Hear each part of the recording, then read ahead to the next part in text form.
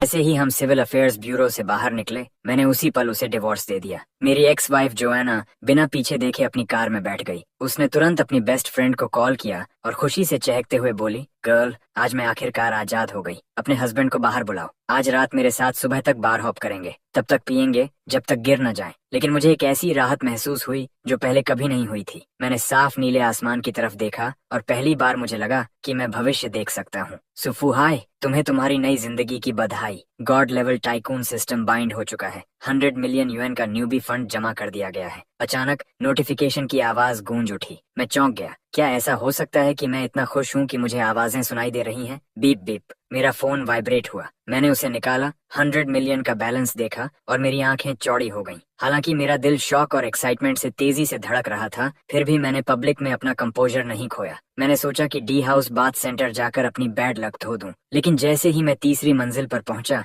अचानक एक जानी पहचानी आवाज मेरे कानों में पड़ी। ओल्ड सू, क्या वो तुम हो? वो आवाज सुनकर मैं पलटा और मैंने किसी ऐसे इंसान को देखा जिसे मैं जानता था और जिसे मैं उस वक्त बिल्कुल नहीं देखना चाहता था। वो कोई और नहीं बल्कि लिन मिक्स्यू थी, मेरी एक्स वाइफ जोआना की बेस्ट फ्रेंड। हालांकि उसने ढीला बाथरोब पहना हुआ था, फिर भी वो उसकी शानदार फिगर को छुपा नहीं पा रहा था। मैंने एक बार नजर डाली, फिर जल्दी से नजर हटा ली। मिक्स्यू, क्या कोइंसिडेंस है। मुझे समझ नहीं आया क्या कहूँ, इसलिए मैंने बस उसे ग्रीट किया। हाँ, मैंने भी नहीं सोचा था कि तुम्हें यहाँ देखूंगी। लिन मिक्स्यू भी थोड़ा ऑकवर्ड महसूस कर रही थी, लेकिन उसी समय उसके अंदर एक अजीब एक्साइटमेंट दौड़ गई। उसकी बेस्टी जोआना का अभी अभी डिवोर्स हुआ था। उसके एक्स हस्बैंड को ऐसी जगह पर देखकर उसे लगा जैसे वो कोई सीमा पार कर रही हो। तुम्हारे और नाना के बीच जो हुआ, अभी सुना? सच में अफसोस की बात है। इतने सालों बाद नहीं सोचा था कि बात यहाँ तक पहुँचेगी। अफसोस करने जैसा कुछ नहीं। तुम हमारी सिचुएशन जानती हो। अलग होना हम दोनों के लिए राहत है। पहले हम सिर्फ बच्चे की वजह से अलग नहीं हुए, अब बच्चा बड़ा हो गया है, मैच्योर हो गया है। एक दूसरे को टॉर्चर करने से बेहतर है कि छोड़ दें, ताकि हम दोनों अपनी पसंद की जिंदगी जी सकें। लिन मिक्सुए मुस्कुराते हुए बोली, अगर मुझसे पूछो, नाना बस ये नहीं जानती कि उसके पास क्या था। ब्रदर सू, आप इतने अच्छे इंसान हो, मुझे यकीन है आपको इससे बेहतर कोई मिलेगा। हालांकि मुझे पता था कि लिन मिक्स्यू बस कैजुअली मुझे कंफर्ट कर रही थी, फिर भी मैंने शिष्टता से सिर हिलाया और कहा, थैंक्स। वैसे मिक्स्यू, अब क्या कर रही हो? अभी भी उसी सेल्स ऑफिस में काम करती हो? हाँ, पिछले 5 या 6 साल से वहीं हूँ। कहीं और जाने की अच्छी जगह नहीं मिली। लिन मिक्स्यू ने सिर हिलाया और आह भरी। क्या हुआ? क्या वो यहाँ की सबसे बड़ी रियल एस्टेट कंपनी नहीं है? मैंने सुना था तुम्हें लोग काफी अच्छे बेनिफिट्स मिलते हैं। ब्रदर सू, वो पहले की बात थी। आपको पता है अभी रियल एस्टेट मार्केट कितना खराब चल रहा है। घर बेचना दिन ब दिन मुश्किल होता जा रहा है। बस किसी तरह गुजारा चल रहा है। लिन मिक्स्यू ने आह भरते हुए कहा, सच में? वैसे घरों की बात चली है तो मुझे तुमसे कुछ पूछना था। मुझे अचानक कुछ याद आया। जोआना से डिवोर्स के बाद मैं खाली हाथ निकला था। अभी मेरे पास रहने की जगह नहीं थी। मैं कंपनी डॉर्म में रह सकता था, लेकिन अब जब मैं 100 मिलियन से ज्यादा का मालिक हूँ तो मैं वो तकलीफ फिर नहीं झेलना चाहता था। क्या बात है? कहिए ब्रदर सू,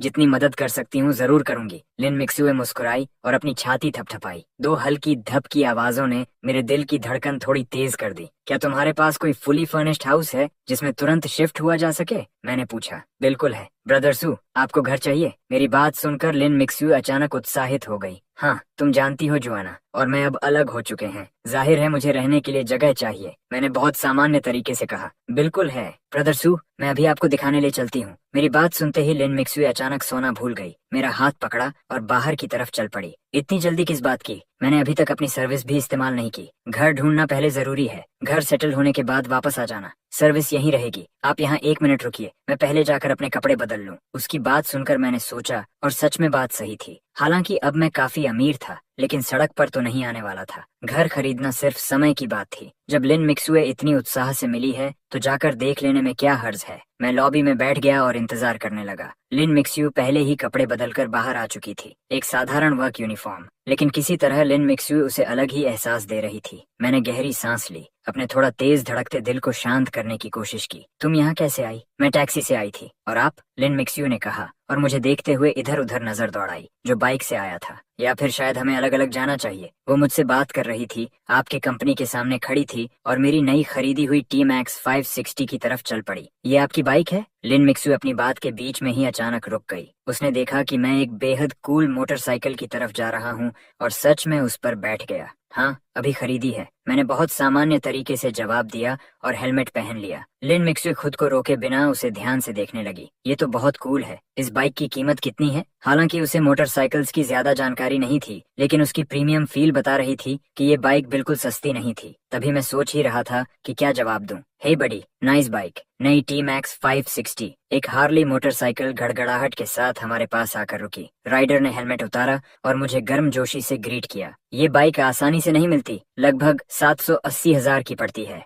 मैं मुस्कुराया, सिर हिलाया और उससे थोड़ी कैजुअल बात करने लगा। बोलने वाले का कोई और मतलब नहीं था, लेकिन सुनने वाले ने उसे दिल पर ले लिया। जब लिन मिक्सुए ने सुना कि ये कूल दिखने वाली मोटरसाइकिल 780,000 की है, तो उसकी आंखें चौड़ी हो गईं। वो होंगशन रियल एस्टेट में 6 साल से ज्यादा काम कर रही थी। पिछले साल ही उसने दांत भींच कर एक छोटी कम्यूटर कार खरीदी थी, और वो भी पेमेंट प्लान पर। लेकिन उसके सामने ये 2 पहियों वाली मोटरसाइकिल उसकी 2 कारों से भी ज्यादा कीमत रखती थी। लिन मिक्सुए मोटरसाइकिल्स नहीं समझती थी, और ये भी नहीं समझ पा रही थी कि मोटरसाइकिल कार से ज्यादा महंगी कैसे हो सकती है। फिर उसने मेरी तरफ देखा। लिन मिक्सुए को अचानक एहसास हुआ कि वो मुझे बिल्कुल समझ नहीं पा रही थी। उसने जोआना से सुना था कि मैं हर महीने अपनी पूरी सैलरी दे देता था, और मेरा मंथली अलाउंस कभी भी 500 से ज्यादा नहीं होता था। लेकिन डिवोर्स के तुरंत बाद मैं डिजाइनर ब्रांड्स पहन रहा था, और अब इतनी महंगी मोटरसाइकिल चला रहा था। क्या ये आदमी सीक्रेटली अमीर था? क्या ये इतने समय से बस बेवकूफ बनने का नाटक कर रहा था? लेकिन जोआना इतनी चालाक थी, तो उसने इतने सालों तक ये नोटिस कैसे नहीं किया? लिन मिक्सु को लगा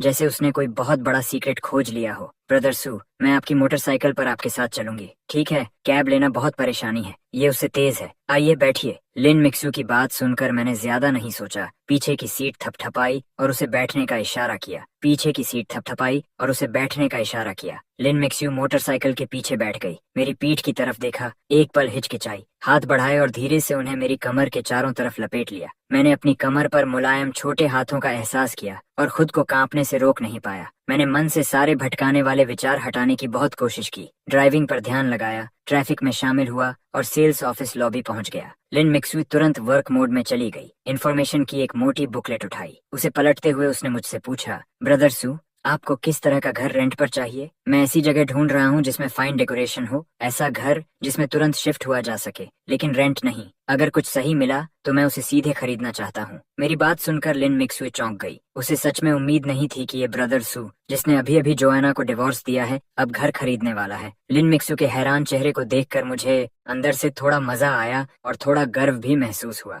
लेकिन मुझे उसका ये रूप बुरा नहीं लगा। हम सब बड़े लोग हैं, हर किसी की अपनी सोच और चालें होती हैं, खासकर लिन मिक्सुए जैसी खूबसूरत लड़की जो अपने एडवांटेजेस इस्तेमाल करना जानती है। मुझे लगा इस औरत को बार बार सरप्राइज होते देखना काफी दिलचस्प है। घर रेंट पर लेना बहुत परेशानी है, ऊपर से शिफ्टिंग के बारे में सोचना पड़ता है। तुम मेरी मदद करो और चेक करो कि जिनजियांग गार्डन कॉम्प्लेक्स में अभी भी रिक्वायरमेंट्स के हिसाब से कोई बड़ा फ्लैट है या नहीं। ओह, और उसमें फाइन डेकोरेशन होना चाहिए, ऐसा जो तुरंत शिफ्ट होने लायक हो। खुद डेकोरेशन करवाना बहुत परेशानी है, मैंने मुस्कुराते हुए कहा। जिनजियांग गार्डन का बड़ा पेंट हाउस। मेरी बात सुनकर लिन मिक्सुई को तो लगा जैसे उसे भ्रम हो रहा हो। जिनजियांग गार्डन वो शहर का सबसे अपस्केल रेजिडेंशियल एरिया था, नदी के किनारे बना हुआ, शहर के सबसे व्यस्त सेंटर में स्थित, शोर के बीच एक शांत जगह। कॉम्प्लेक्स की ज्यादातर इमारतें एलिवेटर के साथ 6 मंजिल से ऊंची नहीं थीं। टाउन हाउस एरिया का क्राउन जूल तो 600 स्क्वायर मीटर से भी बड़े सुपर लार्ज पेंट हाउस के साथ आता था। लिन मिक्सुई 2 बार क्लाइंट्स को मॉडल यूनिट दिखाने ले जा चुकी थी। उस बेमिसाल लग्जरी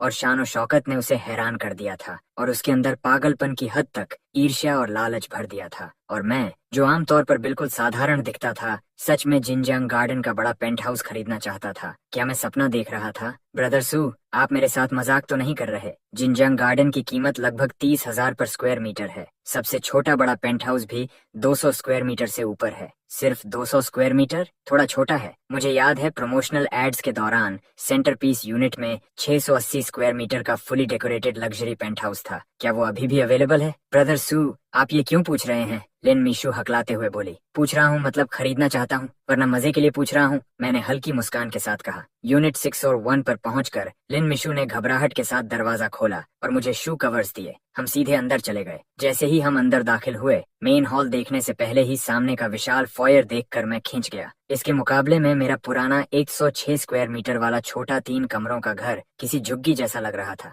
फिर मास्टर बेडरूम में कदम रखते ही उस 2.2 मीटर सुपर किंग बेड को देखकर मेरी आंखों में संतुष्टि और बढ़ गई। इतनी बड़ी सॉलिड वुड बेड सच में कमाल लग रही थी। बेशक अगर उसे शेयर करने के लिए कोई खूबसूरत महिला होती तो वो और भी बेहतर होता। ये सोचकर मैं अपने बगल में खड़ी लिन मिशू की तरफ देखने से खुद को रोक नहीं पाया। सच कहूँ, भले ही लिन मिशू की उम्र 30 से ऊपर थी, लेकिन उसका मैच्योर चार्म ऐसी चीज थी जिसका मुकाबला कोई कम उम्र लड़की नहीं कर सकती थी। कम से कम 100 में से 85। जैसे उसने मेरी नजर महसूस कर ली हो। उसके गाल थोड़े लाल हो गए, लेकिन उसने मेरी आंखों से नजरें नहीं हटाईं। उनमें छुपी हुई खुशी की हल्की झलक भी थी। बेडरूम देखने के बाद और बाकी कमरों पर एक नजर डालने के बाद मैं बहुत संतुष्ट था। इस घर की कीमत कितनी है? सीधी कीमत 30 मिलियन। ब्रदर सू, क्यों ना मैं आपको कुछ और घर दिखाऊं? लिन मिशू ने धीरे से कहा। देख लिया, अब सीधे फॉर्मेलिटीज करते हैं, मैंने बहुत आराम से और खुशी से कहा। क्या ब्रदर सू, आप ये घर खरीदना चाहते हैं? इसकी कीमत 30 मिलियन है। मेरी बात सुनकर लिन मिशू की आंखें तुरंत चौड़ी हो गईं। क्या ब्रदर सू, आप ये घर खरीदना चाहते हैं? इसकी कीमत 30 मिलियन है।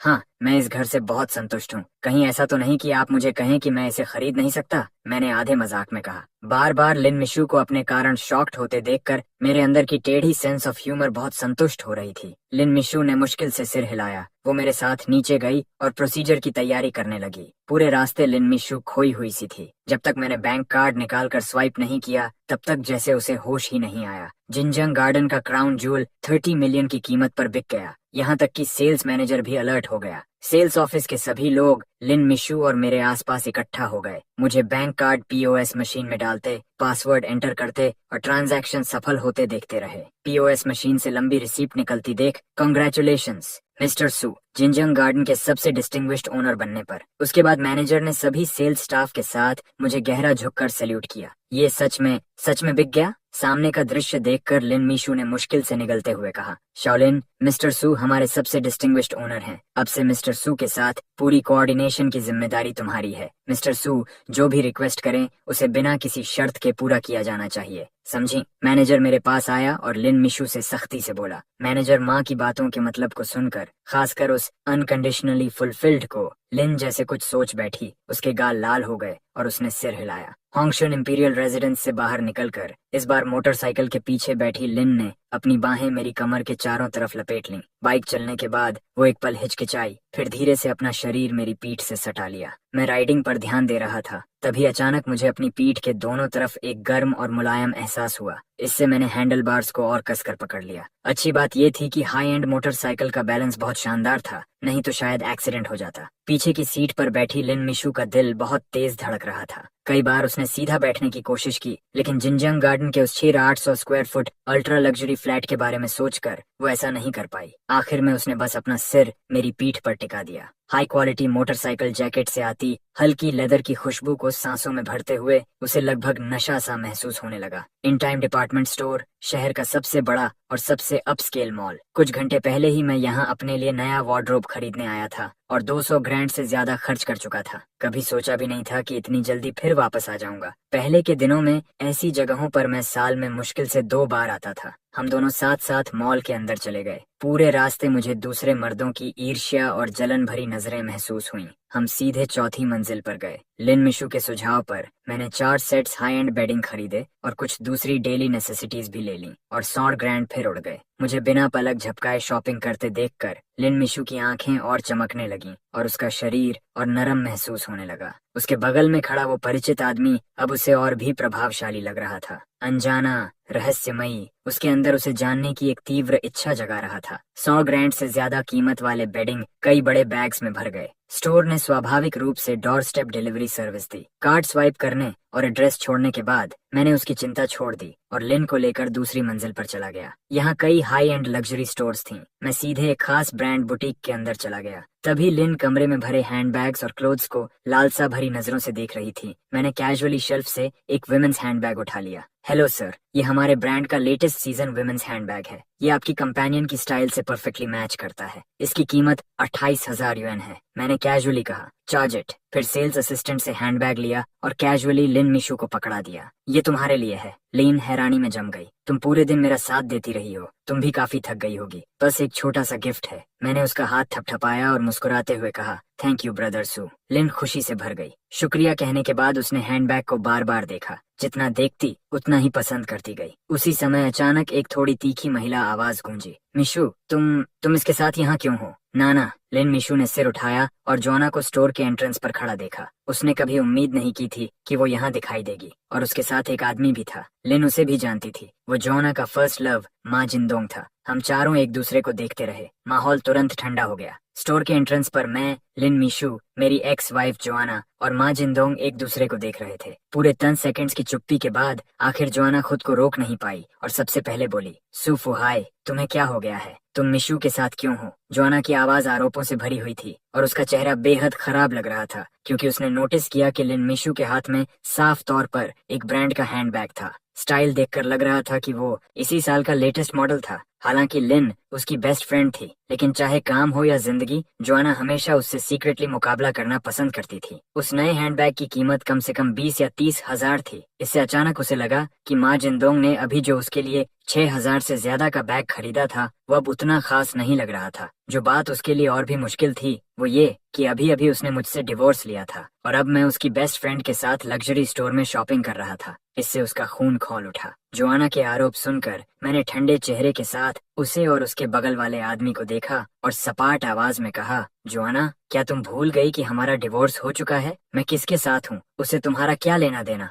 इतना कहकर मेरी नजर माँ जिंदोंग पर गई और मैंने हल्के व्यंग्य के साथ कहा, ओह, और तुम्हें भी बधाई, अब तुम दोनों खुलकर साथ रह सकते हो। अब मुझे बेवकूफ बनाने के लिए बिजनेस ट्रिप या ओवर टाइम जैसे बेकार बहाने बनाने की जरूरत नहीं पड़ेगी। मेरी बात सुनते ही जोआना के चेहरे पर शर्म और गुस्सा एक साथ चमक उठा। पब्लिक में अपने एक्स हस्बैंड द्वारा उन पुरानी बातों का खुलासा होने से वो शर्मिंदा हो गई थी। गुस्सा इस बात का था कि मैं, जो हमेशा इतना सीधा और दबा हुआ रहता था, उससे उस लहजे में बात करने की हिम्मत कैसे कर सकता था। सुफुहाई, बकवास मत करो। कौन से बहाने बनाकर तुम्हें बेवकूफ बनाया? जिंदोंग और मैं पहले सिर्फ साधारण दोस्त थे। मुझे पता था कि तुम छोटे दिल वाले हो, ऊपर से ईमानदार और भरोसेमंद दिखते हो, लेकिन अंदर से खराब हो। अब तुम्हारा असली चेहरा सामने आ रहा है। हाँ, अब मैं तुम्हें पूरी तरह समझ गई हूँ। मैं चुपचाप जोआना को लगातार बोलते हुए देखता रहा, मुझे नीचे दिखाने की उसकी पूरी कोशिश को सुनता रहा। ये दृश्य मैं 16 सालों से देखता आ रहा था, बहुत ज्यादा परिचित था। 16 साल। ये औरत जरा भी नहीं बदली थी। उसकी नजरों में हमेशा मैं ही वो इंसान था जिसने उसे दुख दिया, जो उसके लायक नहीं था।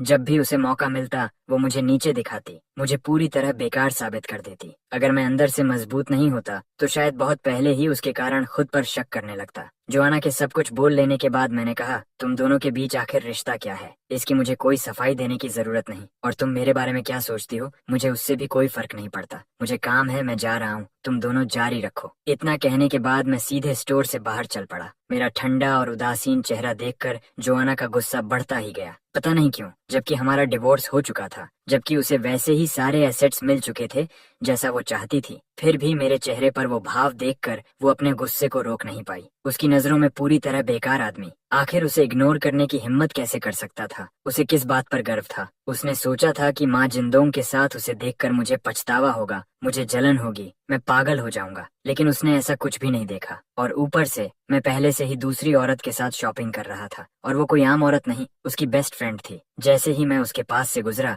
जोआना अपने गुस्से को और नहीं रोक पाई। उसने मेरी बांह पकड़ ली। सुफुहाई, अगर आज तुमने साफ साफ समझाया नहीं तो जाने के बारे में सोचना भी मत। जोआना, तुम्हें आखिर हुआ क्या है? हमारा डिवोर्स हो चुका है, अब हमारा कोई रिश्ता नहीं है। क्या मुझे तुम्हें फिर से याद दिलाना पड़ेगा? उसके हाथ को अपने कपड़ों पर देखते हुए मैंने भौहें सिकोड़ कर कहा। जोआना ने मेरे सवाल को अनदेखा कर दिया, क्योंकि उसी पल उसने कुछ और चौंकाने वाली चीज देख ली। मेरा ये जैकेट असल में एक फेमस ब्रांड का था। उसके बगल वाले मैनेकिन पर बिल्कुल वैसा ही एक जैकेट रखा था। प्राइस टैग पर 28,000 युएन लिखा था, और मेरे बाकी कपड़े भी सस्ते नहीं लग रहे थे। जोआना आमतौर पर इन लग्जरी ब्रांड्स पर नजर रखती थी, इसलिए उसने उन्हें एक नजर में पहचान लिया। अब उसके अंदर की आग और भड़क उठी। इस आदमी ने सच में इतने महंगे कपड़े खरीदे? वो खुद भी ऐसे कपड़े खरीदने की हिम्मत नहीं करती थी। उसकी क्लोजेट की सबसे महंगी चीज वो थी जो उसने सेल में सिर्फ 10,000 युएन से थोड़े ज्यादा में खरीदी थी। इस समय जोआना सिर्फ गुस्से में थी, लेकिन वो पूरी तरह भूल गई कि मेरे कपड़े हमेशा ऑनलाइन वही खरीदती थी,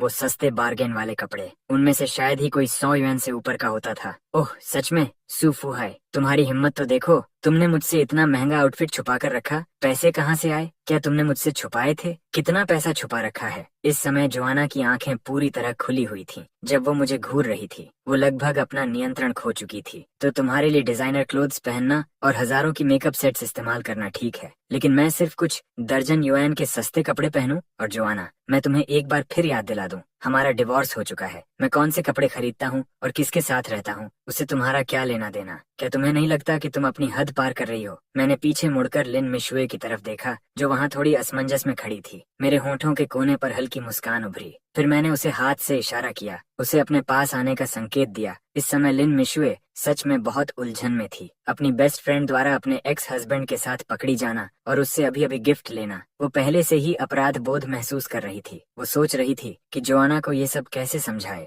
लेकिन दोपहर में मेरे उदार व्यवहार को याद करते हुए, उस 30 मिलियन मैंशन के बारे में सोचते हुए, लिन मिशुए की आंखों में संघर्ष की एक झलक उभर आई। फिर वो आज्ञाकारी तरीके से मेरे पास चलकर आ गई। मुझे तुम्हें कुछ समझाने की जरूरत नहीं है, लेकिन क्योंकि तुम सुनने पर अड़ी हुई हो तो मैं बता देता हूँ, इससे कोई फर्क नहीं पड़ता। ये कहते हुए मैंने अपने बगल में खड़ी लिन मिशुए की तरफ देखा। मैंने देखा कि वो थोड़ी शर्मिंदा लग रही थी, लेकिन फिर भी मजबूती से मेरे पीछे खड़ी थी, इसलिए मैं तुरंत उसके विचार समझ गया। मिशुए रियल एस्टेट सेल्स में काम करती है। आज दोपहर मैंने उसकी कंपनी के जिनजांग गार्डन में एक घर खरीदा, इसलिए कंपनी ने उसे मेरी मदद के लिए बेडिंग चुनने भेजा है। इसमें कोई समस्या है क्या? तुमने घर खरीदा? सूफू हाय, तुमने कहा तुमने जिनजांग गार्डन में घर खरीदा? ये सुनते ही जोना पूरी तरह स्तब्ध रह गई। उसकी आवाज कई स्तर ऊपर उठ गई। जिनजांग गार्डन वो शहर का प्रीमियर रियल एस्टेट ब्रांड था, बिल्कुल prime location, high end luxury homes. Ma Jindong, जिसे पहले बोलने का मौका ही नहीं मिला था, सूफू हाई की तरफ देखकर बोला, तुमने कहा कि तुमने जिनजांग गार्डन में घर खरीदा? ये तो बहुत मजेदार है। उसने मेरी तरफ थोड़ी मजाकिया नजर से देखा। तुम्हें पता भी है वहाँ अभी पर स्क्वायर मीटर कीमत कितनी चल रही है? भले ही उसे पता था कि उसके सामने खड़ा आदमी जोना का एक्स हस्बैंड था, माँ जिनदोंग बिल्कुल भी खुद को रोक नहीं रहा था। बहुत पहले से वो जानता था, जोना के घर का आदमी एक दब्बू इंसान माना जाता था। जोना के सामने उसकी कोई हैसियत नहीं थी। उसकी नौकरी बस एक छोटी कंपनी में साधारण क्लर्क की थी। महीने में सिर्फ 10,000 से थोड़ा ज्यादा कमाता था। एक दशक से ज्यादा काम करने के बाद भी वो मिडिल मैनेजमेंट तक नहीं पहुंच पाया था। उसकी नजरों में ऐसा आदमी एक बेकार लूजर था। डरने की क्या बात थी? ठीक इसी बनी हुई छवि की वजह से मेरी बात सुनने के बाद वो मेरा मजाक उड़ाए बिना नहीं रह सका। मैं जिंदों की बात सुनकर मैंने हल्का सा सिर घुमाया, शांत नजरों से उसकी तरफ देखा। उस नजर के नीचे पता नहीं क्यों माँ जिंदों के अंदर थोड़ी बेचैनी पैदा हो गई। उसे लगा कि आज मैं उस आदमी से अलग था जिसे वो याद करता था, किसी तरह पहले जैसा नहीं था। जबकि मैं उससे बात भी नहीं कर रहा था, फिर भी उसे एक अदृश्य दबाव महसूस हो रहा था। मैं माँ जिनडोंग को घूरता रहा। कुछ पल बाद मैंने अपनी नजर हटा ली। मैं यहाँ उससे झगड़ा शुरू नहीं करना चाहता था, इसलिए नहीं कि मैं डरता था, बल्कि इसलिए कि मुझे लगा इसकी कोई कीमत नहीं, इसकी जरूरत नहीं थी। वो बस एक मिड रेंज होटल का मालिक था। उसकी पूरी नेटवर्थ मिलाकर ज्यादा से ज्यादा 20 या 30 मिलियन थी। पहले मैं निश्चित रूप से माँ जिनडोंग को ऊपर मानता, लेकिन अब तो बिल्कुल नहीं। अभी भी मेरी बैंक कार्ड में लगभग 70 मिलियन कैश पड़ा हुआ है और मेरे हाथ में ये सिस्टम होना ही मेरा सबसे बड़ा कॉन्फिडेंस है। बेशक सिर्फ इसीलिए कि अभी कोई टकराव नहीं हुआ, इसका मतलब ये नहीं कि बात खत्म हो गई। मैं भले ही ईमानदार इंसान हूँ, लेकिन फिर भी एक सामान्य आदमी हूँ। जोना ने मुझे अतीत में जितनी बेइज्जती दी, उसका हर हिस्सा मुझे साफ साफ याद है। आने वाले दिनों में मैं उनका हिसाब धीरे धीरे चुकाऊंगा। अभी के लिए बस थोड़ा इंटरेस्ट वसूल करूंगा। अपने बगल में खड़ी लिन मिशुए की तरफ मुड़कर मैंने कहा, मिशुए तुम इन्हें बताओ, क्या मैं मजाक कर रहा हूँ? लिन मिशुए मेरे रिएक्शन का इंतजार कर रही थी। पहले वो थोड़ी घबराई हुई थी, लेकिन जब उसने मुझे ऐसा कहते सुना, वो तुरंत समझ गई कि मेरा मतलब क्या था। ना ना, माफ करना गर्लफ्रेंड, सच में मेरा तुम्हारी दुखती रग पर हाथ रखने का इरादा नहीं था। बस तुमने उस समय सच में बहुत गलत फैसला किया। तुम्हारे सामने इतना बड़ा गोल्ड माइन था, लेकिन तुम उसे संभाल नहीं पाई। अब किसे दोष दोगी? ये विचार उसके मन में गुजरा। लिन मिशुए ने प्रोफेशनल एक्सप्रेशन बना लिया। माँ जिनदोंग की तरफ देखते हुए वो मुस्कुराकर बोली, मिस्टर सूफू हाई, आज दोपहर उन्होंने पूरे 30 मिलियन फुल पेमेंट में दिए। मेरी कंपनी के जिनजांगजू युएन कॉम्प्लेक्स में 6 बिल्डिंग्स खरीदी, एक 680 स्क्वायर मीटर लग्जरी फ्लैट। वो हमारी कंपनी के सबसे ऑनर्ड क्लाइंट हैं। इन शब्दों ने तुरंत पूरे माहौल को शांत कर दिया। जोना और माँ जिनडोंग वहीं जमे रह गए। दोनों उन भारी शब्दों में छिपी जानकारी को समझने की कोशिश कर रहे थे, खासकर जोना। जब उसने 30 मिलियन सुना और 680 स्क्वायर मीटर लग्जरी फ्लैट जैसे चुभते शब्द, उसकी उंगलियां बेकाबू होकर कांपने लगीं। उसे चक्कर और हल्कापन महसूस होने लगा। उसकी पहली प्रतिक्रिया थी कि ये बिल्कुल असंभव है। जोना का दिमाग पूरी तरह उथल पुथल में था। सूफू हाय आखिर कैसा इंसान है? इतने साल एक बिस्तर साझा करने के बाद वो सबसे अच्छी तरह जानती थी कि उसके हाथों का पैसा पूरी तरह उसके नियंत्रण में रहता था। 30 मिलियन तो छोड़ो, शायद 3,000 युएन भी उसके पास नहीं होते। लेकिन लिन मिशुए के आत्मविश्वास भरे चेहरे को देखकर वो झूठ नहीं लग रहा था। आखिरकार इस तरह की बात आसानी से वेरीफाई की जा सकती थी। जोना मेरी आंखों में घूर कर देखने लगी। उसके आसपास का शोर जैसे अचानक गायब हो गया। उसके चेहरे का रंग उड़ गया। उसकी उंगलियों की गांठें सफेद पड़ गईं क्योंकि वो कांपते हुए मुट्ठियां भींचे खड़ी थीं। उसने धीमी लेकिन सख्त आवाज में शब्द दर शब्द पूछा, 30 मिलियन सूफुहाई, तुम्हें इतना पैसा आखिर कहाँ से मिला? उसकी तीखी आवाज मुश्किल से छुपे शौक, भारी गुस्से और अविश्वास से भरी हुई थी। अपनी एक्स वाइफ जोना के आक्रामक चुभते सवाल सुनते हुए और उसका वो घमंडी ऊपर से देखने वाला रवैया जो 16 सालों में कभी नहीं बदला। मैं वहीं खड़ा होकर गहरी सांस छोड़ने लगा। पूरे 16 साल तक मैं इसी दमघोंटू दबाव के नीचे जीता रहा था। मेरे सामने का ये दृश्य मुझे बहुत अच्छी तरह से परिचित था। मैं उससे भी बेहतर जानता था कि 30 मिलियन का ये आंकड़ा उसे कितना भड़काएगा। जिस तरह उसने ये शब्द लगभग दांत पीस कर कहे, साफ महसूस हो रहा था कि वो अपना नियंत्रण खो चुकी थी और अंदर से गुस्से में जल रही थी। लेकिन अब शुक्र है, इस औरत का मुझसे कोई संबंध नहीं था। वो दम घोंट देने वाला दबाव अब अतीत बन चुका था। अब मुझे अपनी बेटी की भावनाओं के बारे में सोचने की जरूरत नहीं थी। अब मुझे अपना स्वाभिमान निगलने की जरूरत नहीं थी और उस पूरे परिवार के भ्रम को बनाए रखने की मजबूरी भी नहीं थी जो बहुत पहले ही दरारों से भर चुका था और टूट चुका था। क्या मैं खुद नहीं कमा सकता? मैंने ये शब्द सपाट आवाज में एक एक करके कहे। मेरी ठंडी नजर जोना और माँ जिनडोंग पर गई। मैंने धीरे से जोना की तरफ देखा। कुछ बातें हैं जो मैं कहता नहीं, लेकिन इसका मतलब ये नहीं कि मुझे पता नहीं। सच सच बताओ, तुमने जो कुछ किया उसके बाद क्या तुम्हें सच में मुझसे ये पूछने का हक है? ये कहने के बाद मैंने जोना के चेहरे की तरफ ध्यान नहीं दिया। उसका हाथ झटक दिया और बिना पीछे देखे चल पड़ा। उसने कभी नहीं सोचा था कि एक आदमी जो 16 सालों तक उसके सामने दब कर रहा, उससे उस लहजे में बात करने की हिम्मत करेगा। सूफुहाई, मेरी बात सुनो। अगर तुमने ये साफ साफ नहीं समझाया तो मैं तुम्हें छोड़ूंगी नहीं। पीछे से जोना की चीखें सुनकर मैंने बिना मुड़े बस हाथ हिला दिया। मेरी सोच अब बदल चुकी थी। एक नई जिंदगी मेरा इंतजार कर रही थी। मैं अब कभी इस औरत को अपने ऊपर नियंत्रण नहीं करने दूंगा। मेरे जाने के बाद वो तीनों वहाँ अजीब माहौल में खड़े रह गए। लिन मिशुए ने माहौल शांत करने की कोशिश की, लेकिन इससे जोना का गुस्सा और भड़क गया। जितना वो बोलती उतनी ही ज्यादा उत्तेजित होती जा रही थी। आसपास बढ़ती भीड़ को नजरअंदाज करते हुए उसने एक एक करके बताना शुरू कर दिया कि मैंने उसके साथ कितनी गलतियां की थीं। ये देखकर लिन मिशुए वहीं खड़ी रही और मन ही मन सिर हिलाने लगी। इतने सालों से एक दूसरे को जानने के कारण वो जोना के तेज गुस्से वाले स्वभाव को बहुत अच्छी तरह जानती थी, लेकिन वो बस यही सोच पाई, इस बार मेरा पूरा पेमेंट देकर घर खरीदना सच में उसकी दुखती रग पर लग गया। नहीं तो वो पब्लिक में इस तरह अपना आपा नहीं खोती। आखिरकार उसकी बेस्ट फ्रेंड हमेशा अपनी इज्जत और चेहरे की सबसे ज्यादा परवाह करती थी। दूसरी तरफ माँ जिनडोंग ठंडे भाव से सब देखता रहा। ये देखकर उसके चेहरे पर बिना छुपी ऊब और बेचैनी दिखाई देने लगी। पहले वो इस औरत के साथ छुप छुप कर सिर्फ इसलिए मिल रहा था क्योंकि जोना दिखने में अच्छी थी, और ऊपर से एक शादीशुदा औरत होने का उसका खास दर्जा, जिसने उसे एक अजीब फॉरबिडन एक्साइटमेंट और थ्रिल दिया था। लेकिन उसने कभी नहीं सोचा था कि जोना सच में इतनी आसानी से डिवोर्स कर लेगी और डिवोर्स के तुरंत बाद वो खुशी से भरे चेहरे के साथ शादी की बात करने चली आएगी। और फिर मॉल में जोना के अभी वाले बर्ताव को देखकर, उस दृश्य के बाद उसके दिल में जोना के लिए जो थोड़ी बहुत अच्छी भावना बची थी वो आधे से ज्यादा गायब हो गई। और जोना को पब्लिक में अपना आपा खोते देखकर उसके अंदर अजीब सी भावना पैदा हुई। उसे उस मेरे लिए गहरी सहानुभूति महसूस हुई जो अभी अभी बिना पीछे देखे दृढ़ता से चला गया था। वो आदमी इतने गुस्सैल और मनमौजी औरत के साथ पूरे 16 साल तक रहा था, दिन पर दिन, इतने लंबे समय तक। स्वाभाविक रूप से वो दोनों जोना को उस भीड़ भाड़ वाले मॉल में तमाशा बनाते रहने नहीं देना चाहते थे। भीड़ बढ़ती जा रही थी और फुसफुसाहटें तेज होती जा रही थीं। यहाँ तक कि मॉल के सिक्योरिटी स्टाफ भी दौड़कर आने लगे थे। दोनों ने जल्दी जल्दी उसे मनाया, समझाया और जल्दबाजी में उसे वहां से खींच कर ले गए। काफी भाग दौड़ और अफरा तफरी के बाद भावनात्मक रूप से उत्तेजित जोना आखिर शांत हुई। लिन मिशु अकेले टैक्सी लेकर उस पुराने किराए के अपार्टमेंट में लौट आई जहां वो लंबे समय से रह रही थी। देर रात उस संकरे सिंगल बेड पर लेटी हुई वो लगातार करवटें बदल रही थी और सो नहीं पा रही थी। उसके दिमाग में आज दोपहर हुई हर बात की साफ तस्वीरें बार बार उभर रही थीं। उसने सिर घुमाकर कैबिनेट पर बहुत सावधानी से रखे लिमिटेड एडिशन ब्रांड हैंडबैग की तरफ देखा। धुंधली पीली रोशनी के नीचे वो फैशनेबल और नोबल आभा छोड़ रहा था और 50 स्क्वायर मीटर से थोड़ा बड़े इस तंग और बिखरे हुए रेंटेड अपार्टमेंट के साथ बिल्कुल मेल नहीं खा रहा था। पता नहीं क्यों मेरा चेहरा और वो 680 स्क्वायर मीटर मैंशन उसके दिमाग में पूरी तरह उभर आया। बार बार उसके विचारों में घूमने लगा। आज दोपहर चाहे जानबूझकर या अनजाने में उसने मेरी तरफ देखा था, जब वो कोमल और गहरी कॉम्प्लेक्स एक्सप्रेशन अनजाने में मेरे चेहरे पर उभरी थी। उसके दिल की गहराई से एक पागल और साहसी विचार बेकाबू होकर उगने लगा। जैसे ही ये विचार आया, लिन मिशु खुद ही बुरी तरह चौंक गई। तुम क्या सोच रही हो? वो नाना का एक्स हस्बैंड है, लेकिन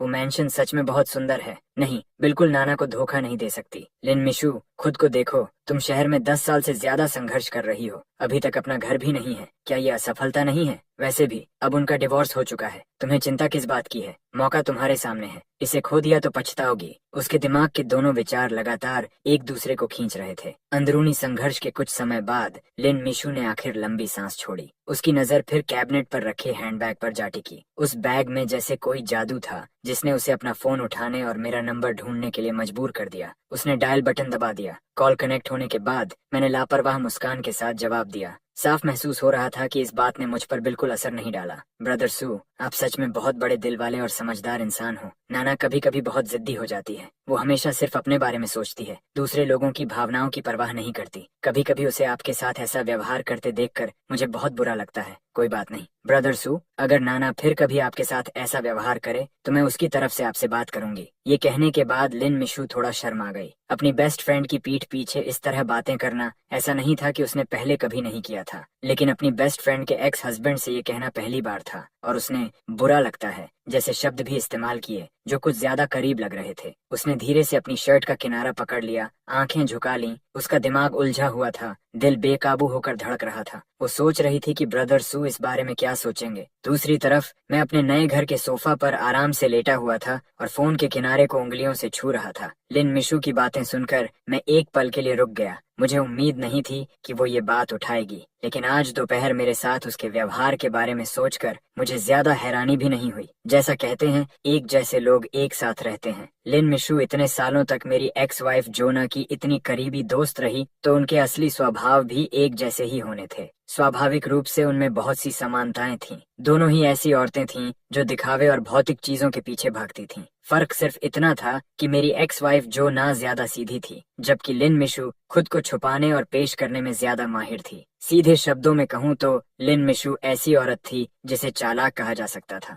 मैं पहले भोला था, लेकिन इसका मतलब ये नहीं कि मैं लोगों को समझ नहीं सकता या औरतों को पढ़ नहीं सकता। तुम्हारी चिंता के लिए धन्यवाद मिशु, वो हमेशा से ऐसी ही रही है। उससे बात करने का कोई फायदा नहीं, और वैसे भी अब मुझे उसके परेशान करने का डर नहीं है। मैं काफी समय से मानसिक रूप से तैयार हूँ। लिन मिशु ने धीरे से जवाब दिया। आज दोपहर जो बेडिंग खरीदी थी वो आपके घर पहुंच गई? उसकी आवाज में सच्ची चिंता थी। अभी अभी आई है, वो लोग अनपैक कर रहे हैं। मैंने लिविंग रूम में बिखरे कार्डबोर्ड बॉक्सेस की तरफ देखते हुए हंसकर जवाब दिया। लिविंग रूम शॉपिंग बैग से भरा पड़ा है, पैर रखने की भी जगह नहीं है। लिन मिशु तुरंत उत्साह से बोली, सच में? तो मैं आकर आपकी मदद करती हूँ ब्रदर सू। उसकी आवाज में साफ तनाव और उम्मीद छिपी हुई थी। असल में अभी उसने जानबूझकर बात को बेडिंग की तरफ मोड़ा था। वही तो उसके दिमाग में था। मैं कैसे मना कर सकता था? ये तुम्हारे लिए बहुत परेशानी होगी। मैंने मुस्कुराते हुए विनम्रता से मना किया। ओह ब्रदर सू, आप मेरे साथ इतने फॉर्मल क्यों हो रहे हो? आज दोपहर आपने जो अपार्टमेंट खरीदा उससे मेरी परफॉर्मेंस को इतना बड़ा बूस्ट मिला, और आपने मुझे बैग भी दिया। अगर धन्यवाद की बात करें तो मुझे आपका शुक्रिया करना चाहिए। ये कहने के बाद उसने मुझे और कुछ कहने का मौका दिए बिना जिद की कि वो अभी जाकर बेडिंग ऑर्गेनाइज करने में मदद करेगी। ये कहते हुए, आप जैसे बड़े आदमी को ये सब करना कहाँ आता होगा? तो फिर आ जाओ। काम खत्म होने के बाद ब्रदर सू तुम्हें एक बड़ी दावत देगा। फोन के दूसरी तरफ मैंने मुस्कुराते हुए हामी भर दी। लिन मिशु खुशी से तुरंत मान गई, जैसे उसे डर हो कि मैं अपना फैसला बदल दूंगा। उसने जल्दी से फोन काट दिया। बाहर निकलकर टैक्सी लेने के आधे घंटे बाद गाड़ी जिनजियांग गार्डन के एंट्रेंस पर जाकर रुकी। दूसरी तरफ उस घर में जहां पहले जो ना और मैं रहते थे, एक पारिवारिक तूफान उठ रहा था। जब फोंग यू फंग ने सुना कि सूफू हाई ने जिनजियांग गार्डन में 30 मिलियन युएन का अपार्टमेंट खरीदा है, तो उसने तुरंत हाथ से रोलिंग पिन गिरा दिया। उसने डम्पलिंग्स बनाना भी छोड़ दिया। वो भागती हुई किचन से बाहर आई। जो शाओदोंग, जो गेम्स खेल रहा था, भी उछल कर खड़ा हो गया और पूछा, तुमने कहा ब्रदर इन लॉ ने 30 मिलियन खर्च करके अपार्टमेंट खरीदा, क्या तुमने अपनी आंखों से देखा? मैंने नहीं देखा, लेकिन मिशु ने खुद मुझे बताया। ये झूठ कैसे हो सकता है? जोना ने दांत पीसते हुए नफरत से कहा। इस समय उसके दिमाग में सिर्फ 30 मिलियन था, सिर्फ जिनजियांग गार्डन। फोंग यूफोंग ने जल्दी से पूछा, लिन मिशु ने तुम्हें ये सब बताया? लेकिन उसे कैसे पता? ये पूछने की बात है, वो घर बेचती है। सूफू हाई घर खरीदना चाहता था तो वो लोग सीधे उसके पास ही गए होंगे। जोना ने कड़वाहट से कहा, मैं पहले इस सूफू हाई के मामले में सच में अंधी थी। मैं कभी नहीं समझ पाई कि वो इतने सालों तक कितना गहराई से छुपा रहा। ये सूफू हाई इतना अमीर निकला और उसने तुम्हें कभी नहीं बताया। उसने हमें कभी परिवार नहीं समझा। अपनी बेटी की बात सुनकर फोंग यूफोंग ने जोर से अपनी जांघ थपथपाई और चीखती हुई बोली। जो शाओदोंग गेम भूल चुका था और लगातार बोल रहा था, मेरे ब्रदर इन लॉ ने बहुत गहराई से छुपाया। पहले कभी नहीं लगा वो इतना चालाक था। जो आदमी घर पर 30 मिलियन खर्च कर सकता है उसके पास 30 मिलियन से कहीं ज्यादा होगा। ये कहते समय उसकी आंखें इधर उधर घूम रही थीं। शाओदोंग, तुम अभी भी उसे ब्रदर इन लॉ कहते हो? ऐसा आदमी तुम्हारा ब्रदर इन लॉ बनने लायक है? फोंग यूफोंग ने तुरंत सख्ती से डांटा। जो शाओदोंग, हम उसके साथ पूरे 16 साल रहे, पूरे 16 साल, फिर भी वो हमसे ऐसे बचता रहा जैसे हम चोर हों। अब उसने तुम्हारी बहन से डिवोर्स किया और तुरंत बड़ा घर खरीदकर अकेले मजे करने लगा। उसका दिल इतना निर्दयी कैसे हो सकता है? यहाँ तक बोलते बोलते फोंग यूफोंग लिविंग रूम में जोर जोर से रोने लगी। ये क्या चिल्लाना लगा रखा है? मुझे थोड़ी शांति नहीं दे सकती? पास मेज पर बैठा जो लिन शेंग, जो शराब पीते हुए मूंगफली खा रहा था, शोर से परेशान होकर चॉपस्टिक पटकते हुए चिल्लाया, तुम बूढ़े आदमी, तुम्हारी अपनी बेटी ने इतना बड़ा अपमान सहा और तुम्हें अभी भी शराब पीने और गालियां देने की फुर्सत है? फोंग यूफोंग ने गुस्से से उसे घूरा। तुम दिन भर बस शराब पीते रहते हो। एक दिन शराब पी पी कर मर जाओगे। रिटायरमेंट के बाद दिन भर कुछ नहीं करते, बस घर में बैठकर शराब पीते हो। मैंने पहले ही कहा था, औरतों के बाल लंबे होते हैं और समझ छोटी। सूफू हाई ने नाना से छुपाकर पैसा रखा और डिवोर्स के बाद निकाल कर खर्च करने लगा। कानून में इसकी इजाजत नहीं है। इसे मैरिटल जॉइंट प्रॉपर्टी छुपाना कहते हैं। हम उस पर मुकदमा कर सकते हैं, समझी? जोलिन शेंग ने ये कहने के बाद अपना गिलास उठाया और जोर से शराब का घूंट भरा, फिर धमाके से गिलास मेज पर रख दिया, जिससे कमरे में बैठे छोटे बड़े सभी लोग एकदम चुप हो गए। बूढ़े आदमी की बात सुनकर सोफा पर बैठा जो शाओदोंग आंखें बड़ी करके बार बार बोलने लगा, सही कहा, मेरे पापा सही हैं। मुझे याद है मैंने पहले ऐसी खबर ऑनलाइन देखी थी। आखिर में उस आदमी के पास कोई रास्ता नहीं बचा और उसे पैसे निकाल कर बांटने पड़े। मुझे लगता है वो कई मिलियन थे। जो शाओदोंग ये कहते हुए बोला। उसकी आंखों में सुनहरी लालच की चमक दिखाई दे रही थी, जैसे वो मिलियंस उसके सामने हाथ हिला रहे हों। सही कहा शाओना, तुम्हारे पापा सही कह रहे हैं। हमें उस पर मुकदमा करना चाहिए। उसे इतनी आसानी से नहीं छोड़ सकते। उससे छिपाया हुआ सारा पैसा निकलवाना होगा। बूढ़े आदमी की बात सुनते ही फोंग यूफोंग अचानक एक्साइटेड हो गई और तीखी आवाज में बोली, हाँ, उसे इतनी आसानी से नहीं छोड़ सकते। मैं इतने साल उसके साथ रही और एक दिन भी खुशी नहीं देखी। अब वह अकेले अच्छी जिंदगी जीना चाहता है? बिल्कुल नहीं। जोना भी कड़वाहट से बोली। उसके दिमाग में पहले से ही प्लान बनना शुरू हो चुका था। जोलिन शेंग ने भौहें सिकोड़ लीं। कुछ देर सोचने के बाद धीरे से अपनी बेटी से कहा, अभी सूफू हाई को ढूंढने की जल्दी नहीं। मेरा एक पुराना कॉलीग है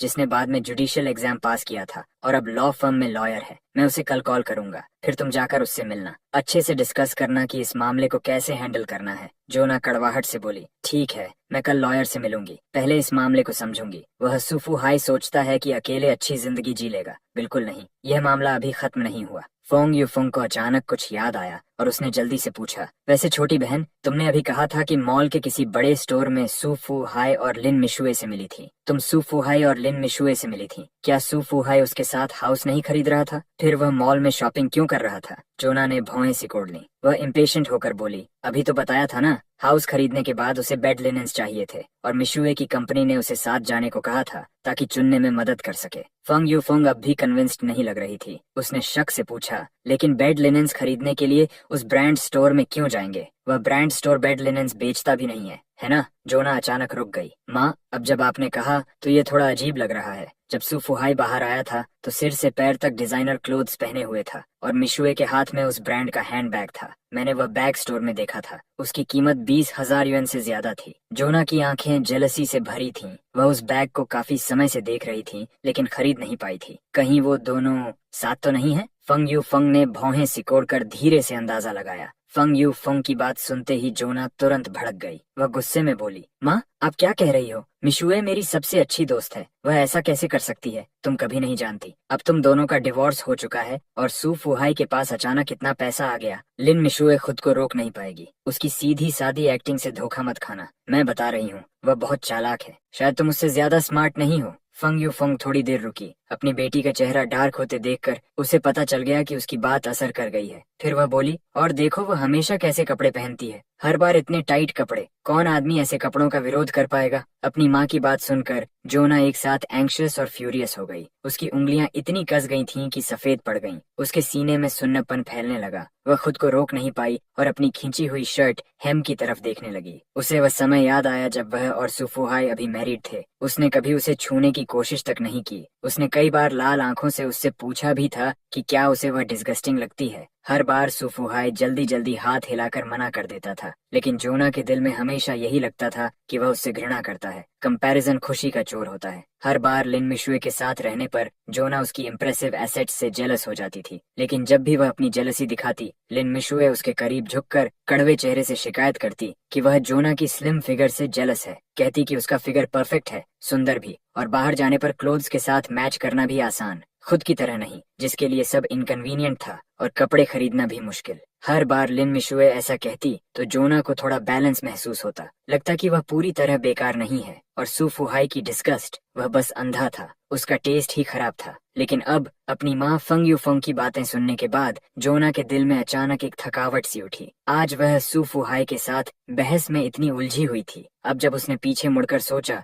जब उसने पहली बार उन दोनों को देखा था, तब सच में कुछ संकेत थे कि कुछ गड़बड़ था। उन्हें तो सिर्फ बेडिंग खरीदने जाना था, फिर वे एक हाई एंड लग्जरी स्टोर में क्यों गए? और लिन मिशुए के हाथ में जो बैग था, क्या उसने खुद खरीदा था या सुफुहाई ने उसे दिया था? यह भी नामुमकिन नहीं था कि उसके पास अचानक इतना पैसा आ गया हो कि वह उसके लिए एक बैग खरीद सके। उसकी छाती भारी हो गई। सिर्फ यह ख्याल ही जोना के दिल में सुई की तरह चुभ गया। दर्द पागल कर देने वाला था। उसका मन कर रहा था कि वह उसी वक्त उनके पास जाए और आमने सामने उनसे सवाल करे, लेकिन वह यह भी जानती थी कि इसमें जल्दबाजी नहीं की जा सकती। पहली बात, अब उनका तलाक हो चुका था। अब जबकि दोनों डिवोर्स ले चुके थे, दूसरी और सबसे महत्वपूर्ण बात जो अभी उसके दिमाग पर बोझ बनी हुई थी, वह थी सुफुहाई के पैसों को अपने हाथ में लेना। जहाँ तक उनके बीच कुछ चल रहा था या नहीं, वह पैसे हाथ में आने के बाद आराम से उसकी जांच कर सकती थी। जोना को पहले भी उन दोनों पर शक हुआ था। सुफुहाई की उसे चिंता नहीं थी। उस ईमानदार आदमी के मन में चाहत थी, लेकिन हिम्मत नहीं थी। लिन मिशुए हालांकि अलग कहानी थी। उसकी माँ की बातों ने उसे हिम्मती बना दिया था। उसे लगा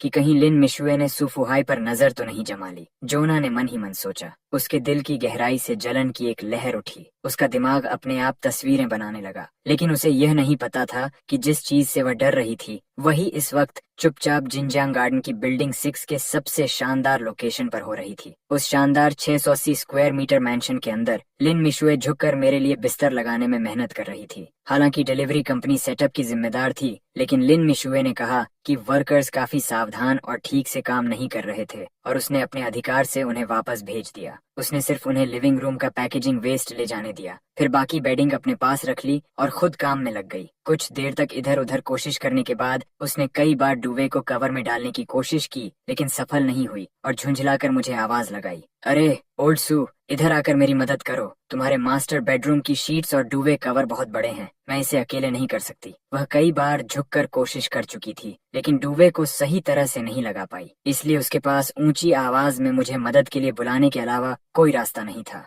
मैं मुस्कुराया और उसकी तरफ चलते हुए बोला, इतनी जिद्दी बनने को किसने कहा था? ये कभी एक इंसान का काम था ही नहीं। आओ, ये काम मुझे अच्छे से आता है। घर पर मैं हमेशा ये किया करता था। अभी कुछ देर पहले जब लिन मिशुए खुद काम में लगी हुई थी, मैंने कई बार मदद करने की कोशिश की, लेकिन वह सिर्फ मुस्कुराकर मुझे दूर धकेल देती थी, ये कहते हुए कि इतना बड़ा आदमी महिलाओं के इतने नाजुक काम नहीं करना चाहिए। इस वक्त लिन मिशुए ने हल्की सफेद कॉटन टी शर्ट पहन रखी थी, जिसकी कमर सधी हुई थी और जो उसकी शानदार फिगर को पूरी तरह दिखा रही थी। जब वह बेडिंग लगाने के लिए झुकती थी, कभी घुटनों को मोड़कर बिस्तर पर घुटनों के बल बैठ जाती, तो कभी आगे झुककर हाथ फैलाती। उसकी हर स्वाभाविक हरकत मेरी आंखों को पूरी तरह अपनी तरफ खींच रही थी और लिन मिशुए को शायद मेरे देखने से कोई परेशानी नहीं थी। कुछ बार वह इतनी आगे झुक गई कि लगभग मेरा संतुलन ही बिगड़ गया। मैं खुद को यह सोचने से नहीं रोक पाया कि क्या वह जानबूझकर ऐसा कर रही थी। जब उसने मुझे कंफर्टर का कोना पकड़कर उसे मजबूती से डुवे कवर के अंदर लगाते हुए देखा और आसानी से उस फूले हुए ब्लैंकेट को अंदर भरते देखा, तो लिन मिशुए की आंखें तुरंत चमक उठीं। वह मुस्कुराई और मुझसे बोली, ओल्ड सू, तुम तो इसमें सच में बहुत अच्छे हो। मैंने भौं उठाई। बिना चेहरे के भाव बदले उसके तरफ देखा और ज्यादा कुछ नहीं कहा। हम दोनों ने मिलकर जल्दी ही पूरा बिस्तर तैयार कर लिया। मैंने साफ सुथरे बने बिस्तर को देखा, मुस्कुराया और उससे कहा, वैसे इतना काम करने के बाद तुम भी थक गई होगी, खाने का समय भी होने वाला है, चलो कुछ खाने चलते हैं। जैसे ही लिन मिशुए ने खाने की बात सुनी, उसकी आंखें तुरंत चमक उठीं। वह एक ही झटके में बिस्तर से नीचे उतर गई। ऑसम, ऑसम ब्रदर सू, आपने मुझे एक बड़े खाने का वादा किया था, किसी सस्ते हॉट पॉट से मुझे टालने की कोशिश मत करना। उसे इतना उत्साहित देखकर मैंने भौं उठाई और मुस्कुराते हुए कहा, जल्दी से अच्छे बाहर जाने वाले कपड़े बदल लो और साथ में नीचे चलते हैं। आओ, क्या तुम्हें सच में लगता है कि तुम्हारा ब्रदर सू इतना कंजूस है? मैं अपनी मोटरसाइकिल बाहर लाया, चाबी घुमाई और उसे स्टार्ट कर दिया। लिन मिशुए आसानी से पीछे बैठ गई, पैर उठाकर सीट पर चढ़ गई। पीछे बैठकर उसने हाथ बढ़ाया और सीट थपथपाई, फिर बढ़ा चढ़ाकर बोली, वाह ब्रदर सू, ये सीट तो बहुत ज्यादा नरम और आरामदायक है। कोई हैरानी नहीं कि यह 1 लाख से ज्यादा की मोटरसाइकिल है। मुझे तो ये कार से भी ज्यादा आरामदायक लग रही है। मैंने कहा, क्या सच में इतनी नरम है? क्या तुम आज पहले भी इस पर नहीं बैठी थी? फिर मैंने उसे हेलमेट दिया और कहा कि ठीक से पहन लो, उसका मजा ही नहीं भरता। लिन मिशुए मुस्कुराई और हेलमेट पहन लिया। मैंने उसकी कमर थपथपाई और कहा, जब चाहो बुला लेना, ब्रदर सू तुम्हें हर दिन घुमाने ले जाएगा। लिन मिशु समझ गई और उसने अपनी बाहें मेरी कमर के चारों तरफ लपेट लीं। हम बाहर निकले, बाएं मुड़े और 2 मिनट में पेडेस्ट्रियन स्ट्रीट पहुंच गए। हम कोर एरिया में चले गए। मैंने पेनिनसुला वेस्टर्न रेस्टोरेंट चुना। मैं उसे अंदर ले गया। Hello sir, peninsula western restaurant में आपका स्वागत है। क्या आपके पास रिजर्वेशन है? जैसे ही हम अंदर गए, वेटर विनम्रता से हमारे पास आया। मैंने सामने खड़े वेटर की तरफ देखा और पूछा, क्या यहाँ रिजर्वेशन चाहिए? सर, आमतौर पर जरूरत नहीं होती, लेकिन कुछ वीआईपी रूम्स जिनमें मिनिमम स्पेंड होता है, उन्हें पहले से बुक करना पड़ता है। वेटर ने हल्का सा झुककर विनम्रता से जवाब दिया, क्या अभी कोई खाली रूम है? मैंने काउंटर पर अपनी उंगलियां हल्के से थपथपाई और पूछना जारी रखा, पहली मंजिल का मिलान कॉटेज और दूसरी मंजिल का रिवर व्यू पवेलियन अभी बुक नहीं हुए हैं। दोनों प्रीमियम वीआईपी रूम्स हैं। मिलान कॉटेज का मिनिमम स्पेंड 5800 है। रिवर व्यू पवेलियन का मिनिमम स्पेंड 8828 है। वेटर के समझाने के बाद यह देखकर कि मैंने कुछ नहीं कहा, वह जल्दी से बोला, सर, हमारे पास पब्लिक एरिया में भी सीट्स हैं। अगर सिर्फ आप दोनों खाना खा रहे हैं तो वहाँ बैठना भी ठीक रहेगा। जरूरत नहीं, दूसरी मंजिल पर चलते हैं। मैं बस एक पल के लिए झिझका था। यार, ऐसा नहीं था कि मुझे रूम का खर्च महंगा लगा, बस मैं पहली बार यहाँ आया था। आसपास की शानदार सजावट देखकर मेरा ध्यान थोड़ा भटक गया था। मेरी मौजूदा स्थिति में 8,828 का मिनिमम स्पेंड बस पॉकेट चेंज था। ये ऐसी चीज नहीं थी जिसकी मुझे चिंता करनी पड़े। ब्रदर सू, इसकी जरूरत नहीं है, हम पब्लिक एरिया में भी आराम से खा सकते हैं। 8,888 का मिनिमम स्पेंड सुनकर लिन मिशु जल्दी से बोली, ये नहीं चलेगा। वह कहावत नहीं सुनी, एक महिला जब जो भी कहती है तो उसका मतलब वह नहीं होता। मैंने मुस्कुराकर पूछा, ब्रदर सू, आप बहुत परेशान करते हो। आप जानते हो मेरा वह मतलब नहीं था।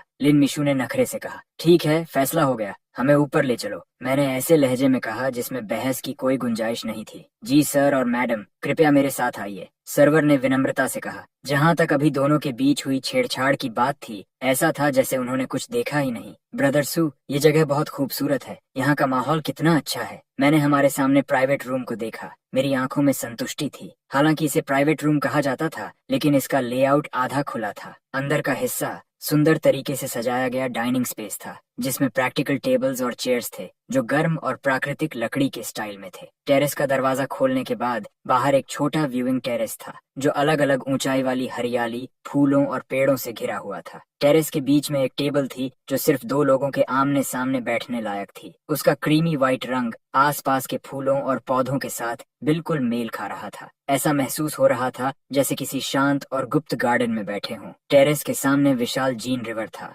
जो रात के आसमान के नीचे शहर की आधी चमक को अपने अंदर दिखा रहा था। नजारा सच में नशे जैसा था। सच में बहुत अच्छा है। मैंने संतोष से सिर हिलाया, फिर टेरेस की चेयर पर बैठ गया। सर, कृपया ऑर्डर दीजिए। ये डिशेस हमारे रेस्टोरेंट की स्पेशलिटीज हैं। मैं आपको इन्हें जरूर ट्राई करने की सलाह देता हूँ। और किस्मत से आज हमारे पास M12 वाग्यू बीफ भी उपलब्ध है। सर्वर झुककर बोला, बहुत बढ़िया, बहुत बढ़िया। ये ट्रफल और ये बेक्ड लॉबस्टर और किंग क्रैब, एक एक, और यह भी। मैंने शानदार मेन्यू को देखते हुए एक साथ 5-6 डिशेस ऑर्डर कर दी। बस इतना ही। डिजर्ट्स और ड्रिंक्स की पेयरिंग आप तय कर लेना और एक बॉटल टेबल वाइन भी खोल देना। ये कहने के बाद मैंने मेन्यू वेटर को वापस दे दिया। जी सर, कृपया एक पल इंतजार कीजिए। तुरंत सर्वर मेन्यू लेकर चला गया। उसके चेहरे पर अब और भी ज्यादा सम्मान दिखाई दे रहा था। जो मेन कोर्सेज मैंने अभी ऑर्डर किए थे वे लगभग 10,000 से ज्यादा के थे। ऊपर से 6,000 से ज्यादा की ड्राई रेड वाइन भी थी। कुल मिलाकर लगभग 20,000 का खर्च था। यहाँ तक कि इस हाई एंड रेस्टोरेंट के लिए भी यह बड़ा बिल माना जाता था।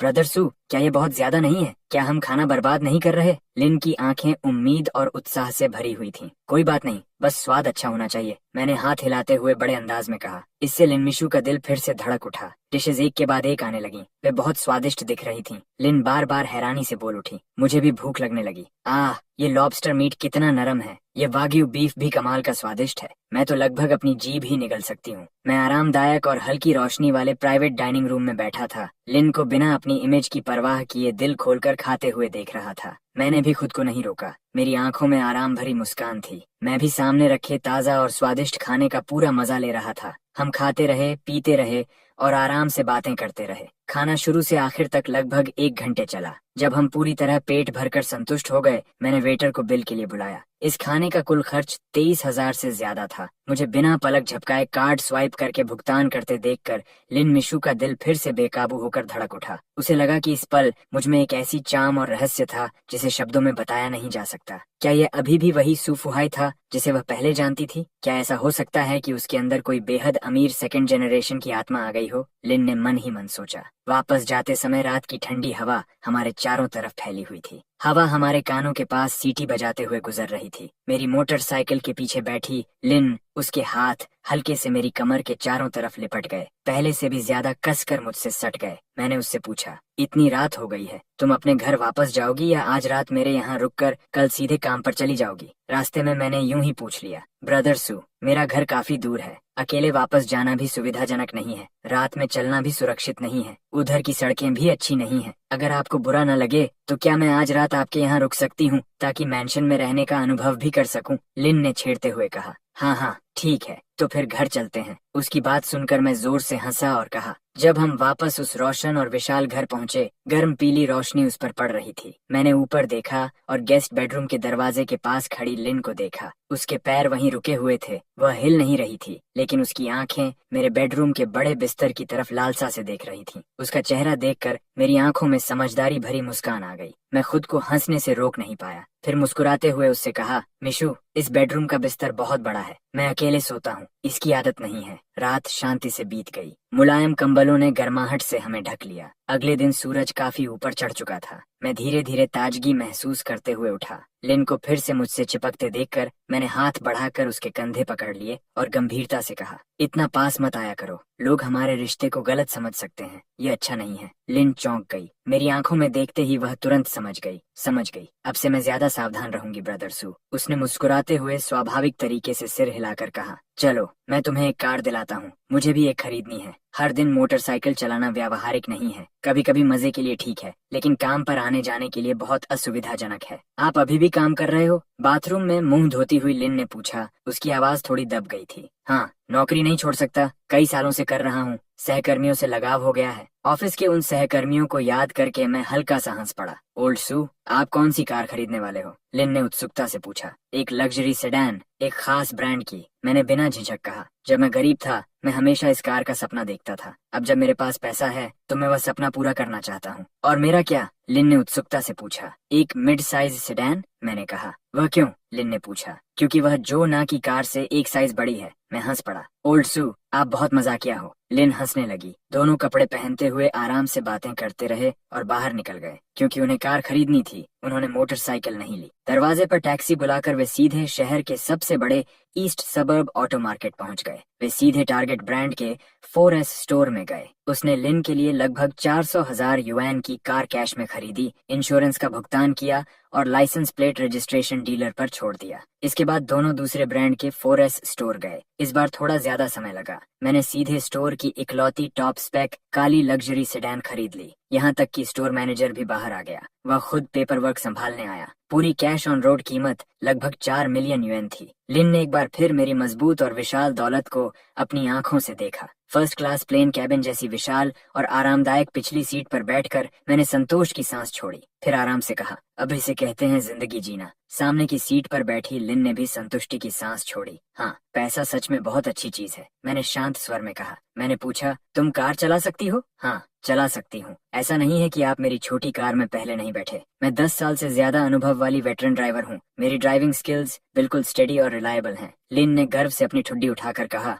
लिन वेटरन ड्राइवर? मेरे पास अभी पर्सनल ड्राइवर की कमी है। क्या साइड गिग करोगी? मैंने आधे मजाक में कहा। जरूर। क्या मुझे सैलरी मिलेगी? लिन मिशू की आंखें तुरंत चमक उठीं। वह झुककर मुस्कुराते हुए पूछने लगी। बिल्कुल मिलेगी। साल के 200,000 मंजूर? मैंने भौं उठाकर मुस्कुराते हुए कहा। पक्का मंजूर। ओल्ड सू, आप मेरे साथ मजाक तो नहीं कर रहे? लिन हैरानी से भर गई। कल से अब तक जो पैसा मैंने उसे दिया था और कार मिलाकर वह पहले ही एक बड़ी रकम बन चुकी थी। उसकी हैरानी भरी आवाज सुनकर मैंने ज्यादा कुछ नहीं कहा। मैंने बस फोन निकाला और सीधे ट्रांसफर कर दिया। प्रेसिडेंट सू, आपकी ड्राइवर लिन मिशू ड्यूटी पर हाजिर है। क्या मैं पूछ सकती हूँ कि अब हम कहाँ जा रहे हैं? लिन मिशू मुड़ी और गंभीरता से पूछा। In time department store. मैं आराम से पीछे की सीट पर लेटते हुए आलस भरे स्वर में बोला। ठीक है प्रेसिडेंट सू, अगर आपको कोई आपत्ति नहीं है तो मैं पहले रिजाइन करने के लिए एक कॉल कर लूं। लिन मिशू मुस्कुराते हुए बोली। मुझे सिर हिलाते देख लिन मिशू ने जल्दी से अपना फोन निकाला और मैनेजर का नंबर मिलाया। हे मैनेजर, मुझे आपको कुछ बताना है। मैं क्विट कर रही हूँ। इस महीने की बाकी सैलरी की चिंता मत करना। बस इतना ही। Good bye. कूल अंदाज में फोन रखने के बाद उसे पूरा शरीर हल्का महसूस हुआ। इतना कूल कॉल करने के बाद लिन मिशू को अंदर से पूरी ताजगी महसूस हुई। उसने धीरे से कार का स्टार्ट बटन दबाया, स्मूथ स्टीयरिंग व्हील पर हाथ फेरा। उसने हल्के से व्हील घुमाया और स्थिरता से इन टाइम डिपार्टमेंट स्टोर की तरफ बढ़ गई। ये सब मेरे लिए पैक कर दीजिए। इन टाइम डिपार्टमेंट स्टोर की दूसरी मंजिल पर एक ब्रांड स्टोर के अंदर मैंने सामने दीवार पर टंगे कुछ कपड़ों की तरफ इशारा करते हुए कहा। ओल्ड सू, आप सच में सीरियस हो? आप मेरे लिए इतना सब क्यों खरीद रहे हो? मेरे बगल में खड़ी लिन मिशू हैरान भी थी और खुश भी। उसे ये सभी ड्रेसेस सच में बहुत पसंद आई थीं। इन्हें मिलाकर 20,000 से 30,000 तक का खर्च था। अभी जब तुमने इन्हें पहनकर देखा, मुझे लगा ये तुम पर बहुत अच्छे लग रहे थे। तुम पर खास तौर पर अच्छे लगते हैं, मैंने मुस्कुराते हुए कहा। ओल्ड सू, आप मेरे लिए बहुत अच्छे हो। लिन ने मेरा हाथ पकड़ लिया और खुशी से बोली। मुख्य बात यह है कि तुमने बहुत अच्छा व्यवहार किया है। तुम्हारे लिए चीजें खरीदना मुझे खुश करता है। ये कहते हुए मैंने अपना बैंक कार्ड निकाला और बिना झिझक स्वाइप कर दिया। कुछ कपड़ों और एक पेयर शूज की कीमत तब 30,000 थी। अपने पास खड़ी महिला की ध्यान और प्रशंसा से भरी आंखें देखकर मुझे तुरंत लगा कि यह पैसा सही जगह खर्च हुआ। बेशक मैं जानता था कि लिन मिशू सिर्फ इसलिए मेरे साथ थी क्योंकि मैंने उस पर पैसा खर्च किया था, लेकिन उससे क्या फर्क पड़ता है? जब तक यह महिला मुझे खुश रखती है, ये पैसा खर्च करना सही है।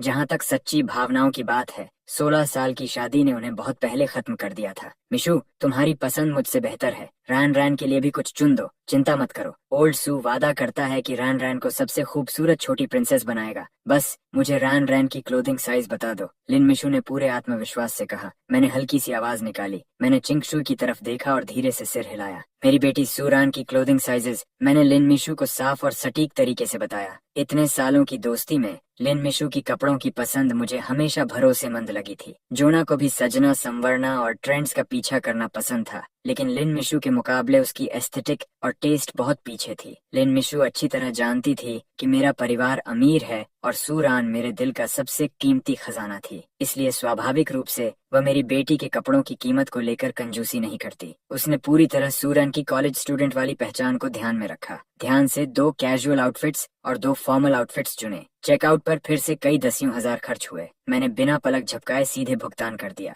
मुझे बिना किसी हिचकिचाहट के कार्ड स्वाइप करते देखकर कैश रजिस्टर के पास खड़ी लिन मिशू अंदर से पूरी तरह सुन्न हो गई। वह सच में समझ नहीं पा रही थी कि जो आदमी पहले ईमानदार और बिना किसी खास प्रतिभा वाला लगता था, तलाक के बाद अचानक पूरी तरह बदल कैसे गया, खर्च करने में इतना उदार और इतना प्रभावशाली कैसे बन गया। लेकिन फिर उसने सोचा, इस दुनिया में हर किसी के पास ऐसे राज होते हैं जिन्हें वे दूसरों को बताना नहीं चाहते। वह हमेशा से समझदार और साफ दिमाग वाली महिला रही थी जो अपनी सीमाएं जानती थी। वह कभी ऐसी निजी बातों में दखल नहीं देती। वह सिर्फ इतना जानती थी कि जब तक वह मेरे साथ रहेगी, उसके पास रहने के लिए लग्जरी हाउस होगा, चलाने के लिए लग्जरी कार होगी और टॉप टियर लग्जरी गुड्स होंगे। उसके लिए इतना ही काफी था। उसे कभी परवाह नहीं थी कि लोग पीछे से बातें करें या उसे मटेरियलिस्टिक कहें। 30 की उम्र पार कर चुकी एक महिला जिसके पास अब युवा जोश के बस कुछ साल ही बचे थे, अगर वह अपनी जवानी के आखिरी हिस्से में मुझे जैसे बड़े शिकार को पकड़ने में सफल हो जाए तो उसके दिल में वह पहले से ही बहुत संतुष्ट थी। जहाँ तक उसकी बेस्ट फ्रेंड जोना के गुस्सा होने की बात थी, उसे बिल्कुल परवाह नहीं थी। उसकी नजर में तथाकथित अटूट sisterhood, luxury mansions, luxury cars, असली सोना चांदी और टॉप टियर लग्जरी गुड्स के सामने बस एक हास्यास्पद मजाक था जिसका जिक्र करना भी लायक नहीं था। बेशक जोना के साथ रिश्ता अभी भी बनाए रखना जरूरी था। लिन मिशू अच्छी तरह समझती थी कि सिर्फ उसकी अपनी क्वालिटीज इतनी नहीं थीं कि मैं उसके लिए इतना बड़ा खर्च करूं। वह पूरी तरह जानती थी कि जोना की बेस्ट फ्रेंड होना शायद ज्यादा महत्वपूर्ण कारण था कि मैं उसके साथ ऐसा व्यवहार कर रहा था। जोना पहले मेरे साथ बहुत कठोर थी। अगर मैं सिर्फ एक ऐसा आदमी होता जिसके पास हिम्मत नहीं, स्किल्स नहीं और पैसा नहीं होता, तो मेरे पास चुपचाप सब सहने और किस्मत मान लेने के अलावा कोई रास्ता नहीं होता। लेकिन अब मैं अथाह दौलत वाला सुपर वेल्थी टाइकून था। मैं अतीत की बेइज्जती को कैसे निगलने के लिए तैयार हो सकता था। वह जोना की बेस्ट फ्रेंड थी। डिवोर्स के तुरंत बाद मैंने उसे अपने पास रखा और उसे इतनी शानदार भौतिक सुविधाएं दी। किस वजह से?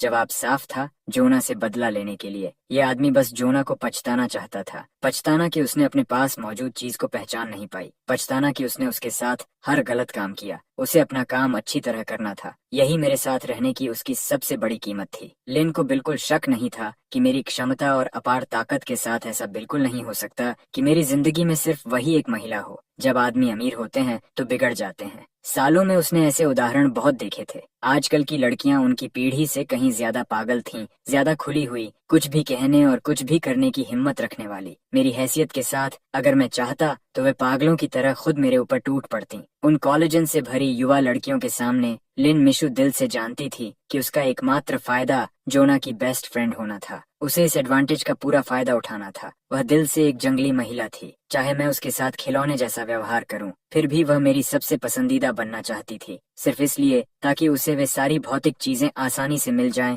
जिनका उसने पहले सिर्फ सपना देखा था। लिन मिशु ने आंखें नीचे कर लीं। उसकी उंगलियां शॉपिंग बैग के हैंडल को हल्के से पकड़े हुए थीं। उसके दिल में टूटे हुए विचारों की बांट उमड़ रही थी। उसे लगा कि चाहे वह सिर्फ एक खिलौना ही क्यों न हो, वह एक खुश खिलौना होगी। अगर उसे चुनना पड़े तो वह पूरी जिंदगी ऐसा खिलौना बनने के लिए तैयार थी। उसे अपनी और ज्यादा कीमत ढूंढने के लिए मेहनत करनी थी। मुझे उसके बिना और ज्यादा नहीं रह पाने वाला बनाना था। मुझे और ज्यादा उस पर निर्भर बनाना था ताकि वह लगातार वह सब पा सके जो वह चाहती थी। लिन मिशु मेरे बगल में चल रही थी। उसकी उंगलियां हल्के से मेरा हाथ पकड़े हुए थीं। मॉल में मेरे साथ शॉपिंग करते हुए वह चुपचाप अपने मन में यही बातें सोच रही थी। जितना ज्यादा वह सोचती, सब उतना साफ होता जा रहा था। जितना ज्यादा सोचती, उसकी आंखों का दृढ़ निश्चय उतना बढ़ता जा रहा था। उसने कुछ रोमांचक स्थितियों की कल्पना भी कर ली। सोचते सोचते वह धीरे धीरे थोड़ी उत्साहित होने लगी। उसके गालों पर हल्की लाली उभर आई। हम धीरे धीरे मॉल के चमकदार कॉस्मेटिक्स काउंटर तक पहुंचे। लिन मिशु ने हाथ उठाकर